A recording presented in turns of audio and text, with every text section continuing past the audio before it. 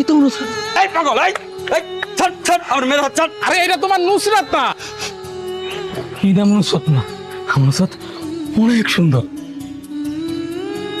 ওই লোকটা কি সারাক্ষণ এখানেই থাকে? আরে ভয়ের কিছু নাই, ও কারো ক্ষতি করে না। তুমি অনেক ভালো, thank you, I love you. আমি খাবো না, তুমি খাও। না খাইলে কিন্তু ইট দিয়ে পিড়ে একদম মাথা ফাড়ে দিম, মগজ বের করে খাও, ওটাই খাও নাও। আমি তোমাকে পানি এনে দিলাম আর তুমি আমার মাথা ফাটাবে?